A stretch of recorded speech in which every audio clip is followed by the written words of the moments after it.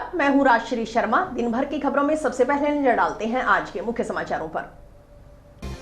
वार्षिक कर जमा नहीं करवाने वाले 64 भार वाहन सीज। अभी भी 885 भार वाहनों का वार्षिक कर शेष। अपने घर के बाहर करवा सकेंगे दुग्ध उत्पाद की गुणवत्ता की जांच। गंगमूल डेयरी की ओर से जिला प्रशासन के सहयोग से चलाया जा रहा विशेष अभियान। बूथ पर उपलब्ध होगी सरस की मिठाइयां। अच्छी गुणवत्ता की मिठाई हर ग्राहक तक पहुंचाने का प्रयास, बोले एमडी। मेहंदी प्रतियोगिता के जरिए दिया मतदाता जागरूकता का संदेश। जिले के सभी आंगनवाड़ी केंद्रों पर स्वीप कार्यक्रम के तहत प्रतियोगिता।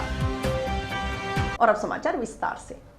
भारत निर्वाचन आयोग के निर्देशानुसार लोकसभा आम चुनाव 2024 के लिए संसदीय क्षेत्र गंगानगर के लिए लगाए गए व्यय पर्यवेक्षक IRS तेज कुमार MS तथा IRS विवेक आनंद परपूर्णा ने 8 विधानसभाओं की विभिन्न टीमों के गठन तथा कार्यों की विधानसभावार समीक्षा की तथा आवश्यक दिशा निर्देश दिए।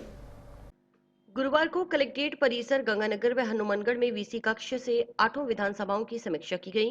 व्यय पर्यवेक्षक तेज कुमार ने विधानसभा सादुल शहर, गंगानगर, कर्णपुर, रायसिंह नगर के ARO व गठित टीमों से चर्चा की।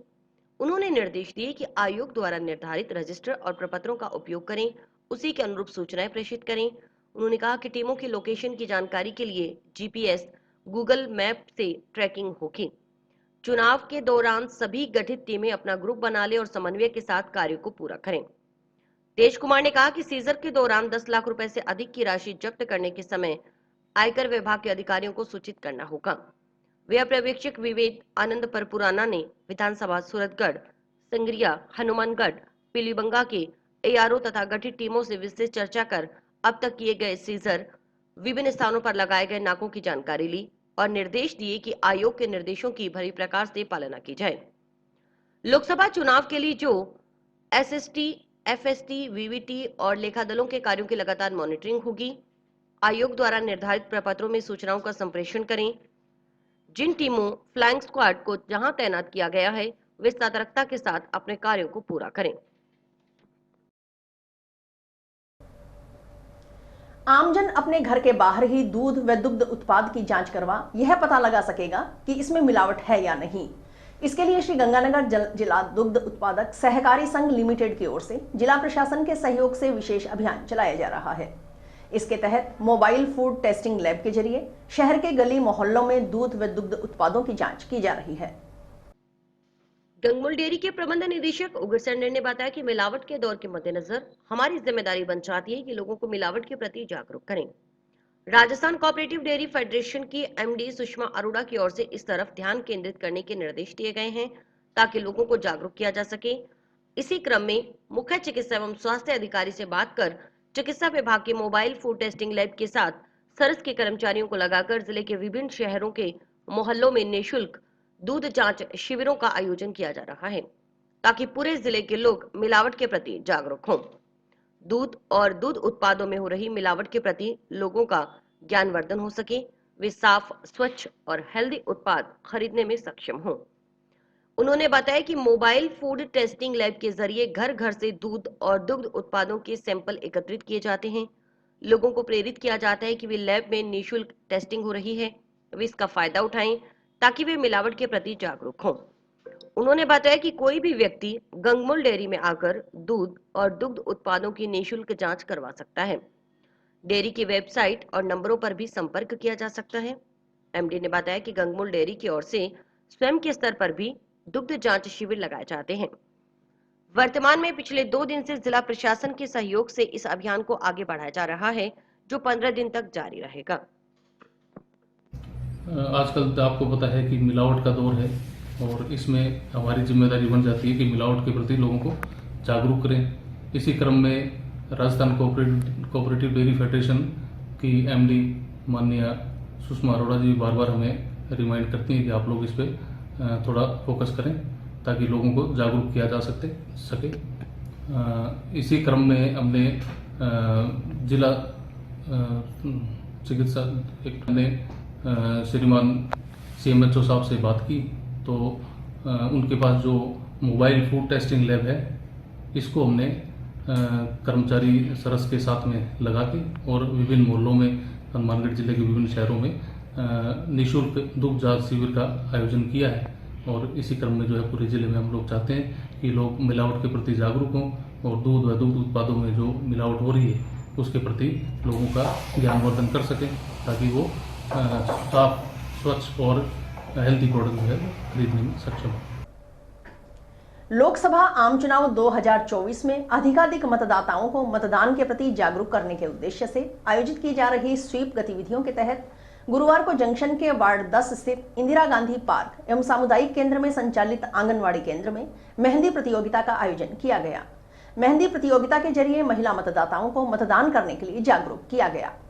कार्यक्रम में जिला परिषद की मुख्य कार्यकारी अधिकारी सुनीता चौधरी, महिला बाल विकास उपनिदेशक प्रवेश सोलंकी, CDPO सुनीता शर्मा ने शिरकत की। कार्यक्रम में स्वीप टीम की ओर से ईवीएम के जरिए मतदान करने की प्रक्रिया, चुनाव आयोग की ओर से जारी सी विजिल, VH, KYC सहित अन्य ऐप की जानकारी दी गई। जिला परिषद CEO सुनीता चौधरी ने बताया कि लोकसभा आम चुनाव 2024 की अधिसूचना जारी हो चुकी है। उसके साथ साथ स्वीप कार्यक्रम के तहत रोजाना नई गतिविधियां आयोजित की जा रही हैं। स्वीप गतिविधियां आयोजित कर मतदाताओं को अपने मताधिकार का प्रयोग करने के लिए कहा जा रहा है। उसी कड़ी में आंगनबाड़ी केंद्र में कार्यक्रम रखा गया है। CEO ने कार्यक्रम में मौजूद सभी महिला मतदाताओं को 19 अप्रैल को मतदान दिवस के दिन बूथ पर जाकर मताधिकार का सदुपयोग करने की अपील की। महिला बाल विकास उपनिदेशक प्रवेश सोलंकी ने बताया कि स्वीप कार्यक्रम के तहत जिले की सभी आंगनबाड़ी केंद्रों पर मेहंदी प्रतियोगिता का आयोजन कर मतदाता जागरूकता का संदेश दिया गया है।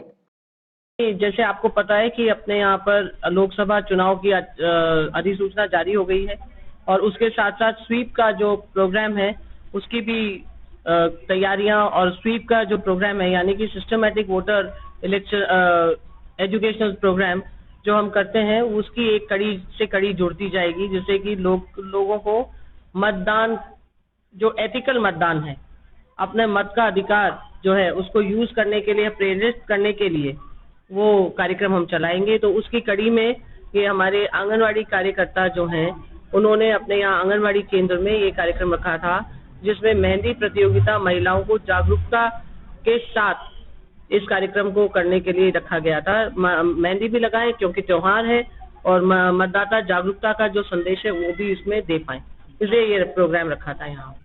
आज स्वीप के अंतर्गत आंगनवाड़ी केंद्रों पे, अपने जिले के समस्त आंगनवाड़ी केंद्रों पे ये मेहंदी प्रतियोगिता का आयोजन किया जा रहा है, जिसके तहत लोगों को अधिक से अधिक वोट करने के लिए प्रेरित करने का प्रयास किया जा रहा है। परिवहन विभाग ने उन भार वाहनों के स्वामियों के खिलाफ कार्रवाई शुरू कर दी है जिन्होंने वार्षिक कर जमा नहीं करवाया है। ऐसे भार वाहनों को सीज कर टैक्स की वसूली की जा रही है। 15 मार्च के बाद से अब तक परिवहन विभाग की ओर से 64 भार वाहनों को सीज किया जा चुका है। गुरुवार को स्वयं जिला परिवहन अधिकारी संजीव चौधरी ने उड़न दस्ते के साथ ग्रेफ चौराहे के नजदीक सड़क पर खड़े रहकर कर जमा नहीं करवाने वाले भार वाहनों को सीज करने की कार्रवाई की। DTO संजीव चौधरी ने बताया कि जिन भार वाहनों के स्वामियों ने 15 मार्च तक वार्षिक कर जमा नहीं करवाया है, उन वाहनों को अब सीज कर वसूली की कार्रवाई की जा रही है। अब तक 64 भार वाहन सीज कर उनके स्वामियों से टैक्स वसूला जा चुका है। अभी भी 885 भार वाहनों से वार्षिक कर की वसूली की जानी शेष है। इन वाहनों को भी अगले 10 दिन में सीज करने की कार्रवाई कर टैक्स वसूला जाएगा। DTO चौधरी ने बताया कि अभी तक 6.96 करोड़ रुपए कर की वसूली हो चुकी है। करीबन 3 करोड़ रुपए का कर अभी भी बकाया है। उन्होंने भार वाहनों के स्वामियों से समय पर कर जमा करवा जब्ती और जुर्माने की कार्रवाई से बचने की अपील की। भार वाहनों ने 15 मार्च तक कर जमा नहीं कराया, उनके सीज करके वसूली की कार्रवाई की जा चुकी है। अब तक 64 वाहन सीज करके उनसे टैक्स वसूला जा चुका है। जो 885 व्हीकल और बचे हैं उनसे भी अगले 10 दिन में सीजर की कार्रवाई करके टैक्स वसूला जाएगा। अभी टैक्स में 6.96 करोड़ रुपए वसूल किया है। लगभग 3 करोड़ टैक्स अभी भी बकाया है। बाजार में बिकने वाली मिलावटी मिठाइयों को खाने से ग्राहकों के स्वास्थ्य पर पड़ने वाले दुष्प्रभाव को ध्यान में रखते हुए श्री गंगानगर जिला दुग्ध उत्पादक सहकारी संघ लिमिटेड की ओर से नवाचार करते हुए अच्छी गुणवत्ता की मिठाइयां तैयार करवाई जा रही हैं। गंगमूल डेयरी में तैयार की जा रही बर्फी, पेड़ा, मावा को होली त्योहार के मद्देनजर सरस बूथों पर उपलब्ध करवाया गया है। कोई भी ग्राहक अपने नजदीकी सरस बूथ से उचित दर पर ये मिठाइयां खरीद सकता है। गंगमूल डेयरी की प्रबंध निदेशक उग्रसेन नैन ने बताया कि होली त्योहार के मद्देनजर डेयरी में बर्फी, पेड़ा व मावा का उत्पादन बढ़ाया गया है ताकि हर सरस बूथ पर ये उत्पाद प्राप्त हो सके। कोई भी ग्राहक निराश न हो। अच्छी गुणवत्ता की मिठाई हर ग्राहक तक पहुंचाने का प्रयास किया जा रहा है। अब तक 12 टन उत्पादन किया गया है, इसे और बढ़ाने का प्रयास किया जा रहा है। उन्होंने बताया कि कोई भी ग्राहक अपने नजदीकी सरत बूथ से 400 रुपए प्रति किलोग्राम के हिसाब से बर्फी, पेड़ा व 300 रुपए प्रति किलोग्राम मावा की खरीद कर सकता है। मार्केट को देखते हुए उचित दरें तय की गई हैं। एमडी नैन के अनुसार आजकल लोगों का विश्वास मिठाइयों से उठने लग गया है, क्योंकि बाजार में मिलावटी मिठाइयां बिक रही हैं। इसे देखते हुए गंगमूल डेयरी ने अपना कर्तव्य समझते हुए व्यापार के दृष्टिकोण से भी ग्राहक को अच्छी गुणवत्ता की सरस की मिठाइयां उपलब्ध करवाई हैं। यह सरस डेयरी की तरफ से नवाचार किया गया है। पहली बार डेयरी की ओर से डेयरी में बर्फी, पेड़ा, मावा तैयार कर ग्राहक को उपलब्ध करवाया जा रहा है। उन्होंने बताया कि डीलर को कहा गया है कि वे ग्राहक से एडवांस में डिमांड प्राप्त कर लें, ताकि कोई भी ग्राहक सरस डेयरी के उत्पादों से वंचित न रहे। इस त्योहार के अवसर पर हमने जो बर्फी, पेड़ा और मावा इनका प्रोडक्शन बढ़ाया है, ताकि हर बूथ पे ये उपलब्ध हो सके, ग्राहक कोई भी निराश नहीं हो, क्योंकि अच्छी गुणवत्ता की ये मिठाई जो है हर ग्राहक तक पहुंचाने का प्रयास कर रहे हैं। और अब तक जो है हमने 12 टन प्रोडक्शन किया है और अभी इसको लगातार बढ़ाने का प्रयास कर रहे हैं। ग्राहक तो अपने नजदीकी बूथ से 400 रुपए किलो बर्फी और पेड़ा है और 300 रुपए किलो जो है मावा का हमने प्राइस रखा हुआ है, जो बहुत ही मार्केट के प्राइस को देखते हुए बहुत ही उचित दर पे रखा है। राजस्थान खाद्यान्न एवं अन्य आवश्यक पदार्थ वितरण का विनियन के अनुज्ञा पत्रधारियों को गेहूं की आपूर्ति कम कर स्वयं नाजायज लाभ प्राप्त करने का आरोप लगाते हुए एक अनुज्ञा पत्रधारी ने गुरुवार को जिला कलेक्टर को ज्ञापन सौंप संबंधित के खिलाफ कार्रवाई करने की मांग की।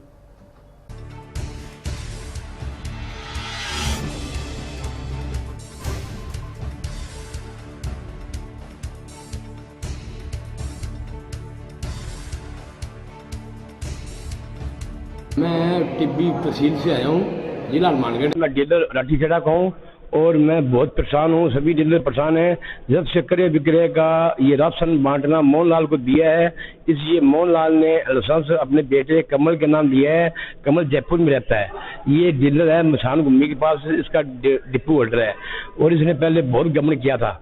इसने कणक भरी और तेल भरा और ये हर डीलर को कणक 15-20 किलो कम बेचता है, वो करता है। और ये पंजाब से जो कणक आती है बोरी वाले गट्टों में और अपने कोला में से गोदाम ले रखा है, उसमें प्लास्टिक गट्टों में ये पैक करता है। क्यों करता है भी? ये गट्टा 45 रुपये का बिकता है बोरी वाला, तो प्लास्टिक का बिकता है 10 रुपये में, तो 1-2 किलो कणक भी निकाल लेता है, कम कर देता है। और सब डीलर इससे दुखी हैं और टीबी में 11 आदमियों को डाला देता है और सभी डीलरों का ये ट्रक वालों से दादा आप खुद खाता है ये। और हम बहुत परेशान हैं और हमने डीओसओ को भी लिख के दिया था, इससे पहले जो कलेक्टर थी उसको भी लिख के दिया था। और अब हम 30 तारीख को धरना देंगे हनुमानगढ़ एसडीएम कोर्ट टिब्बी में। उसके बाद में पानी की टंकी पर चढ़ेंगे 2 तारीख को टिब्बी में, ऊपर बैठेंगे अपना राशन लेकर सभी डीलर। फिर उसके बाद में 5 तारीख में कलेक्टर साहब के धरना देंगे। फिर हम 10 तारीख को यहाँ से हमारा काफिला जयपुर के लिए भजनलाल शर्मा के मुख्यमंत्री के निवास पर हम पहुंचेंगे। आबादी क्षेत्र के बरसाती पानी की निकासी के लिए गांव में बनाए गए भूमिगत नाला के निर्माण कार्य में हुए भ्रष्टाचार की निष्पक्ष जांच करवा भ्रष्टाचारियों को दंडित करने की मांग को लेकर टिब्बी तहसील के गांव कुलचंद्र के ग्रामीणों ने गुरुवार को जिला कलेक्टर को ज्ञापन सौंपा।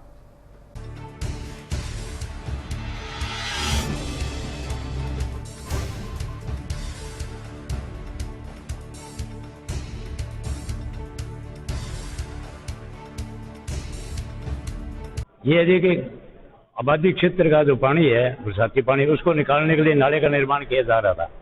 तो उसका क्या डाइवर्ट करके नाले को हमारे जो मकान को तोड़ने के एंगल बना के वहां तक ले आए। जब वहां ले आए तब हमने क्या है कि प्रशासनिक कार्रवाई या कोर्टों में गए। उसके बाद में क्या है कि अभी ये जो प्रकरण चल रहा है ना, इसके अंदर ये बार बार जो है जो इस प्रकरण में इन्वॉल्व है, जैसे पंचायत समिति टिब्बी और जिला परिषद हनुमानगढ़ के कर्मचारियों को इन्वॉल्व कर जांच करवा रहे हैं। और जब भी 1-2 बार ये जांच करने गए, हमने पूछा क्या जांच करने आए? बोले नहीं, हम जांच करने नहीं आए। तो ये क्या है कि वह सरपंच और ग्राम सेवक से मिलकर उनके कथन अनुसार अपनी जो है वो जांच रिपोर्ट तैयार करके उच्च स्तर पर जो उसको दे रहे हैं, जिसके लिए बार बार यहाँ हमें आने पड़ रहा है। हम ये चाहते हैं कि इसकी न्यायिक जांच होकर हमें न्याय मिल जाए बस, और दोषी कर्मचारियों को जो है दंडित किया जाए और अनावश्यक जो पैसा लगाए उसकी रात को जो नुकसान है उसकी वसूली की जाए। हाँ आए, पहले आया था राजस्व तहसीलदार टिब्बी, वीडियो और एईएन को भेजा था, तो उसमें एईएन सिर्फ मौके पर गया था, राजस्व तहसीलदार और वीडियो वहाँ नहीं गए थे। और उसने क्या उनसे मिलके उनके साथ रल के और वो जांच रिपोर्ट से झूठी जार करके भेजी, जिसके खिलाफ मैंने जयपुर हाई लेवल पर कार्रवाई करके उसको रिजेक्ट करवाया। विधायक गणेश राज बंसल ने प्रदेशवासियों व विधानसभा क्षेत्र के नागरिकों को होली की बधाई प्रेषित करते हुए कहा कि रंगों का यह त्योहार प्रदेश में खुशियां लेकर आए, ऐसी कामना है। प्रत्येक व्यक्ति रंगों से सराबोर रहे। उन्होंने होली के त्योहार पर आपसी भाईचारा व सांप्रदायिक सौहार्द बनाकर रखने, लड़ाई झगड़े से दूर रहने का संदेश दिया। विधायक ने 19 अप्रैल को होने वाले लोकसभा चुनाव में भी अधिकाधिक संख्या में भागीदारी करने का आह्वान मतदाताओं से किया। होने वाले होली के त्योहार की मैं पूरे प्रदेशवासियों को और मेरे विधानसभा क्षेत्र के सभी सम्मानित नागरिकों को मैं होली की बहुत बहुत बधाई प्रेषित करता हूं। रंगों का यह त्योहार हमारे प्रदेश में खुशियां लेके आए, प्रत्येक व्यक्ति रंगों से सरोबार रहे, यही हम भगवान से कामना करते हैं। और मैं निवेदन करता हूं कि होली के त्योहार पर आपसी भाईचारा बनाए रखें, सांप्रदायिक सौहार्द बनाए रखें, किसी प्रकार की कोई लड़ाई दंगा नहीं करें और जो होली है वो हंसी खुशी से और प्रेम से खेलें। वर्तमान में 19 अप्रैल को लोकसभा के चुनाव भी हैं, 19 तारीख को मतदान होना है, तो मेरा समस्त मतदाताओं से अनुरोध है कि वो ज़्यादा से ज़्यादा संख्या में मतदान करके भारत की सरकार चुने। नगर परिषद सभापति सुमित रणवा ने शहरवासियों व हनुमानगढ़ के नागरिकों को होली की ढेरों शुभकामनाएं देते हुए कहा कि होली रंगों का त्योहार है। हमारे जीवन में रंगों का बहुत बड़ा महत्व है। होली का त्योहार हमारे जीवन में उमंग और तरोताजगी लेकर आता है। बसंत आने के बाद होली का त्योहार मनाया जाता है। होलिका दहन के अगले दिन लोग होली खेलकर आपसी प्रेम भाव को बढ़ाते हैं। पुराने मनमुटाव भी इस त्योहार पर मिट जाते हैं। शहरवासियों को, मेरे हनुमानगढ़ के सभी नागरिकों को मेरी तरफ से आने वाले त्योहार होली पर ढेरों शुभकामनाएं। होली जो है रंगों का त्योहार है और हमारे जीवन में रंगों का बहुत बड़ा महत्व है। होली रंगों का त्योहार जो हमारे जीवन में एक उमंग और एक तरोताजगी लेके आता है।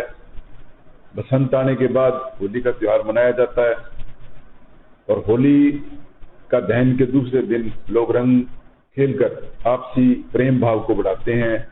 पुराने जो मनमुटाव हैं वो भी लोगों के इस त्योहार पर मिट जाते हैं।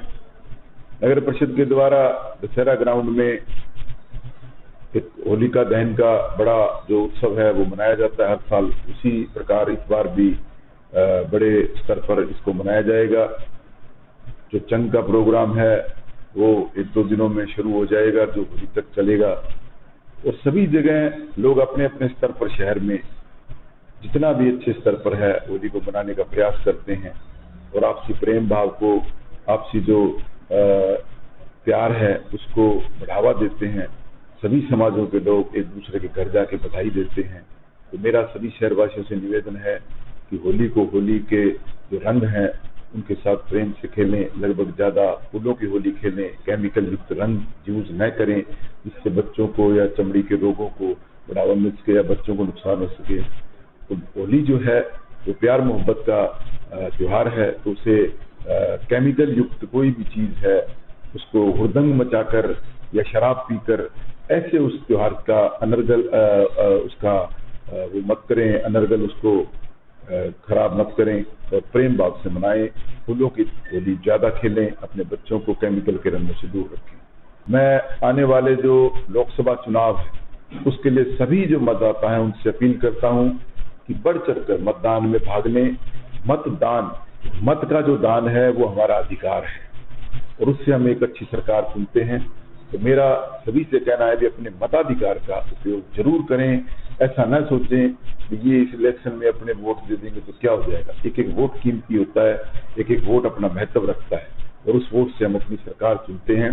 तो मेरा हर जो मतदाता उससे निवेदन है कि बूथ तक जाएं और अपने मत का अधिकार करते हुए अपनी पसंदीदा सरकार चुनी। चूरू लोकसभा क्षेत्र से भाजपा प्रत्याशी देवेंद्र झाझड़िया के चुनावी कार्यालय का उद्घाटन विधिवत रूप से किया गया। मटोरिया भवन में उनके चुनावी कार्य का उद्घाटन किया गया। इस मौके पर आयोजित सभा को संबोधित करते हुए मंत्री अविनाश गहलोत, पूर्व विधायक अभिषेक मटोरिया, राजस्थान मदरसा बोर्ड की पूर्व अध्यक्ष मेहरुनिसा टाक, पूर्व अध्यक्ष समिति प्रधान अमर सिंह पूनिया सहित अनेक वक्ताओं ने संबोधित किया।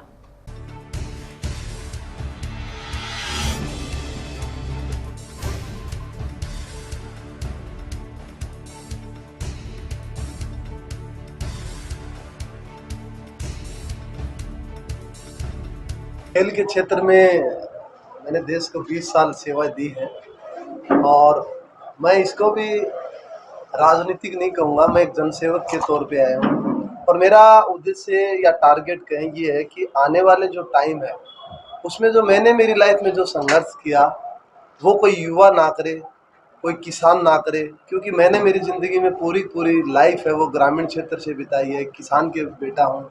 तो मैंने जो संघर्ष देखा उस पर मुझे काम करना है। लोकसभा में जाने के बाद सबसे पहले मेरी प्राथमिकता, मैं किसान का बेटा हूँ, किसान मेरी प्राथमिकता रहेगी। युवा हूँ, युवाओं को मेरी प्राथमिकता दूंगा। जैसे एजुकेशन है, स्पोर्ट्स है, हेल्थ है, कनेक्टिविटी पे काम करना है, बहुत चीज़ों पे अपने काम करने की जरूरत है। और माननीय प्रधानमंत्री की जो नीतियाँ हैं उन नीतियों को मेरा टारगेट ये अंतिम पायदान पे बैठे व्यक्ति तक वो नीति में पहुँचाऊँ। वित्तीय वर्ष 2022-23 खत्म होते होते नगर परिषद हनुमानगढ़ ने जिले को टाउन हॉल देकर एक बड़ी सौगात दी थी, जिसे अब करीब 1 साल पूरा होने को है। दिल्ली, जयपुर जैसे बड़े शहरों की तर्ज पर सुव्यवस्थित बैठक व्यवस्था और पार्किंग जैसी सुविधाओं के साथ हनुमानगढ़ नवा बाईपास रोड पर बन रहा इंडोर ऑडिटोरियम उस समय के नगर परिषद अध्यक्ष और मौजूदा विधायक का ड्रीम प्रोजेक्ट भी है। लेकिन इसी प्रोजेक्ट के सामने बना नगर परिषद का कचरा निस्तारण केंद्र चांद पर दाग का काम कर रहा है। जहां एक तरफ करोड़ों के बजट से ऑडिटोरियम बनना है, वहीं उसके सामने लगा गंदगी का अंबार प्रशासन की दूरदर्शिता पर सवालिया निशान खड़े करता है। तो इस प्रोजेक्ट की वास्तविक स्थिति जानने के लिए देखिए हमारे रिपोर्टर आशीष गौतम की विशेष रिपोर्ट।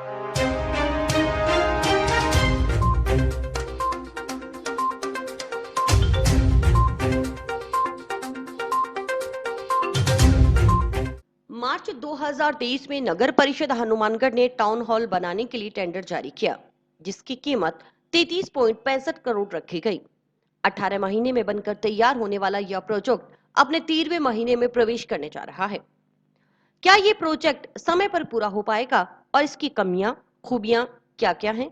इन्हीं सब सवालों को जवाब लेने के लिए हम निर्माणाधीन टाउन हॉल की साइट पर पहुंचे, जहां हमने पूरी स्थिति का जायजा लिया और प्रोजेक्ट इंजीनियर से बात की। आइए सुनते हैं क्या कहा उन्होंने। ये टाउन हॉल का कार्य चल रहा है। टाउन हॉल का कार्य मार्च में स्टार्ट हुआ था और इसको हम मार्च 2023 में और सितंबर 2024 में इसको फिनिश किया जाएगा। इसमें 2 मिनी ऑडिटोरियम और एक बड़ा ऑडिटोरियम है, जिसमें 900 सीटिंग की कैपेसिटी है मेन जो ऑडिटोरियम है, और बाकी पार्किंग की सुविधा है। इसमें 250 बड़ी गाड़ियाँ पार्क होगी और हमने 2 व्हीलर 600 समथिंग 2 व्हीलर पार्क होगा। बाकी ये प्रोजेक्ट चल रहा है, बढ़िया चल रहा है और टाइमली चल रहा है और हम इसको टाइम से पूरा कर देंगे। साइट पर मौजूद प्रोजेक्ट इंजीनियर की माने तो कार्य अपनी सही रफ्तार में चल रहा है और दी गई तिथि के अंदर पूरा भी हो जाएगा। बातचीत के दौरान हमें पता लगा कि इस पूरी बिल्डिंग में मजबूती को देखते हुए 400 से ज्यादा कॉलम बनाए गए हैं और बेसमेंट समेत ग्राउंड और फर्स्ट फ्लोर का निर्माण होना प्रस्तावित है, जहां बेसमेंट में बड़ी विकल्प पार्किंग बनाई जानी है, जिसमें करीब 250 से ज्यादा गाड़ियां, 600 से ज्यादा दोपहिया वाहन खड़े करने की व्यवस्था भी होगी। वहीं ग्राउंड फ्लोर पर 2 छोटे ऑडिटोरियम और फर्स्ट फ्लोर पर 900 लोगों के बैठने की व्यवस्था वाला भव्य ऑडिटोरियम बनाया जाना है। इसके साथ इसमें 2 food court, outer parking, garden इत्यादि भी बनाए जाएंगे। कार्य की गति और अधिकारियों के दावे से तो समय सीमा में प्रोजेक्ट पूरा होता नहीं लग रहा, क्योंकि अभी बेसमेंट की छत भी पूरी तरह नहीं लगी है और बचे शेष 6 महीने का समय ही ठेकेदार के पास बचा है। समय सीमा को लेकर जब हमने नगर परिषद के चेयरमैन से बात की तो सुनिए उन्होंने क्या कहा। हनुमानगढ़ जंक्शन में बन रहा ऑडिटोरियम, जिसे टाउन हॉल के नाम से जाना जाता है, वह जो स्थान बनने जा रहा है वह आसपास के किसी ज़िले में नहीं है, या यूं कहें कि पूरे राजस्थान में भी चुनिंदा इस तरीके के ऑडिटोरियम उस समय के चेयरमैन, मौजूदा चेयरमैन और नगर परिषद के प्रयासों से ऐसा हो पाना संभव हो पाया है। लेकिन इसके साथ ही कुछ सवाल जो आम जनता के मन में हैं उनका उत्तर लेने के लिए आज हम हनुमानगढ़ के मौजूदा चेयरमैन नगर परिषद के पास मौजूद हैं। उनसे सीधा जानेंगे उन सवालों के जवाब और आगे की उसके ऊपर रणनीति। हम ये जानना चाह रहे हैं कि ये जो ऑडिटोरियम बन रहा है इसकी जो समय सीमा अगस्त 2024 तय की गई है, क्या ये समय पे पूरा हो जाएगा? पहले हम कोशिश करेंगे, लगभग एक छत उसकी लगने को आ गई है, दूसरी छत का काम स्टार्ट हो जाएगा जल्द। उसके बाद जो उसके साथ साथ जो बाहर का जो काम है उसको शीघ्र उसको चालू करेंगे। MNIT से जो हमने इसका प्लानिंग कराई है, नक्शा बनाया, उसे समय समय पर सेवाएँ देकर उसको जितना भी इसका जो एजुकेशन है वो है, साथ साथ उसमें कोशिश करेंगे। ये टाउन हॉल का हमें जो पैसा मिला 12.5 करोड़ रुपए, जो पिछली सरकार से बजट घोषणा में पास हुआ, जब काज के जो विधायक हैं सभापति थे, तब 12.5 करोड़ से हमें ऐसा महसूस हुआ कि एक अच्छा टाउन हॉल बनाना संभव नहीं है। हमने लेटर लिखा, DLP के पास गए, इसको के पास गए, पहले ये RUIDP को इसका काम दिया गया था, तो हमने उसको चेंज कराया, एजेंसी नगर परिषद बनाई और उसमें नगर परिषद की तरफ से हमने 25 करोड़ रुपया स्वयं के नगर परिषद के हिसाब से लगाने के लिए, और उसके बाद हमने 35 करोड़ की सुविधा जारी की। 35 करोड़ रुपए में एक भव्य टाउन हॉल बनकर शहर को बहुत बड़ी सौगात मिलने जा रही है, जिसमें 200 से 250 तो व्हीकल पार्किंग होगी पीछे, और 1000 से 1500-1200 आदमी की बैठने की कैपेसिटी रहेगी। और जो इसके सामने एक बहुत बड़ा चौक है, उस चौक को भी हम जल्द ही चुनाव के बाद उसकी डिज़ाइनिंग करवा रहे हैं। उस चौक को भव्य चौक बनाने की शुरुआत हम करेंगे, ताकि इन प्रोजेक्ट्स के बनने के बाद मॉडल टाउन में जो प्लॉट बिके हैं, ताकि वहाँ लोग आएँ और अपने अपने मकानों को शुरू कर सकें। और मॉडल टाउन क्योंकि अब धीरे धीरे डेवलप होगा, मेडिकल कॉलेज आ गया, नर्सिंग कॉलेज बन रहा है, एक हॉस्पिटल भी बन गया, हाउसिंग बोर्ड भी धीरे धीरे डेवलप हो रहा है। तो टाउन हॉल की जो सौगात हमें आज के विधायक मौजूदा और तत्कालीन हमारे जो सभापति थे, उनका धन्यवाद दूँगा, गणेश राज बंसल का, जिन्होंने इस बात को ऊँची सोच रखी, लंबी सोच रखी, दूरदर्शिता उनकी बहुत बढ़िया रही, जिन्होंने 12.5 करोड़ रुपये से सिर्फ नाम मात्र हमें शायद ऐसा बढ़िया टाउन हॉल नहीं मिल पाता था, तो उन्होंने 25 करोड़ रुपया नगर परिषद से लगाने का जो फैसला लिया, उसी के तहत आज ही टाउन हॉल एक शहर के लिए एक आकर्षण का केंद्र भी रहेगा और लोगों में एक उत्साह भी है। जिस दिन वो बन के पूरा तैयार होगा तब वो देखने होगा वो भव्य बिल्डिंग कैसी है। इसी विषय पर हमने नगर परिषद अध्यक्ष का ध्यान दूसरी बार भी आकर्षित करवाना चाहा, क्योंकि इसे टाउन हॉल के सामने हनुमानगढ़ जंक्शन का कूड़ा कचरा पहाड़ की शक्ल लेता जा रहा है, जहां कंस्ट्रक्शन साइट के आसपास प्लास्टिक की थैलियां और कचरा बिखरा हुआ है। वहीं हड्डा रोडी से आती बदबू इस प्रोजेक्ट की कामयाबी पर सवालिया निशान खड़ा करती है। इतना पैसा लगाने के बावजूद अगर आगंतुकों को स्वच्छ सुंदर वातावरण ही नहीं दे पाए तो इस पूरे प्रोजेक्ट के मायने ही क्या रह जाएंगे। आइए सुनते हैं इस विषय पर सभापति सुमित रणवा ने क्या कहा। मैं खुद साइट विजिट की हमने, तो बहुत बड़ा क्षेत्रफल में ये एरिया बन रहा है, बहुत बड़ी पार्किंग है, लेकिन सामने एक जो हनुमानगढ़ का डंपिंग यार्ड है वो जस्ट उसके बिल्कुल सामने है, और हमने मौके पे देखा कि वहाँ थैलियाँ उड़ रही है, आवारा पशु घूम रहे हैं। तो अगर ऐसा इसके बनने के बाद भी अगर यही स्थिति रही तो ये बहुत दुर्भाग्यपूर्ण होगा कि इतनी सुंदर चीज़ जो बन रही है, इतने पैसे के साथ बन रही है, इतने प्रोजेक्ट के साथ बन रही है, उसमें इस तरीके की दिक्कत बाद में आएगी। तो इसके लिए भविष्य के लिए आपके पास क्या समाधान है? भविष्य की बात नहीं, अभी भी उसमें क्या है, इसको कचरा जो निष्पादन क्षेत्र है, एक हमारा के अंदर पीछे प्लांट लग रहा है बहुत बड़ा, जो 8 से 9 करोड़ की लागत में बन गया है। इसका फर्स्ट फेज पूरा हो चुका है, सेकंड फेज में जो मशीनें लगी वो मशीनें लगभग मशीनें हमारे पास आ चुकी हैं, उनका इंस्टॉलेशन हुआ है। और उस प्रोजेक्ट के लगने के बाद ये जो कचरे के ढेर हैं ये वहाँ उसमें आगे दिखाई नहीं देंगे, उससे जो खाद बनेगी, प्लास्टिक अलग होगा, सारा जो मटीरियल है वो अलग अलग होगी, सारी चीज़ बिकेगी। खाद जो है हम किसानों को देंगे और उसके लिए हमने सारा लगभग तैयारी कर रखी है और उसका सेकंड फेज शुरू हो चुका है। वो 4 फेज में काम होना है, जो बाकी के 2 फेज हैं वो स्पीडली चलेंगे। और सरकार से हमने उसके लिए पैसे की मांग है ऊपर रखी, उसमें 2 करोड़ रुपये प्राप्त हुए है, जिसमें हमने अभी उसको 1 करोड़ की पेमेंट की है, जो मशीन उसने दी है या नहीं लाएगा उसके लिए। तो कचरा जो निष्पादन की जो जगह है वहाँ ये जो ढेर है ये नहीं दिखेंगे आने वाले साल 6 महीने के अंदर, वहाँ से सब हट जाएगा। ये जो टाउन हॉल है ये जब हमें हम कोशिश करेंगे, लगभग 1 छत उसकी लेफ्टी को आ गई है, दूसरी छत का काम स्टार्ट किया जाएगा। उसके बाद जो उसके साथ साथ जो बाहर का जो काम है उसको शीघ्र उसको चालू करेंगे। MNIT से जो हमने इसका प्लानिंग कराई है, नक्शा बनाया, उसे समय समय पर सेवाएँ देकर इसको जितना भी इसका जो एलिवेशन है वो है साथ उसको कोशिश करेंगे। और इसी के साथ समाचार समाप्त हुए। रोजाना देखते रहिए समाचार। नमस्कार।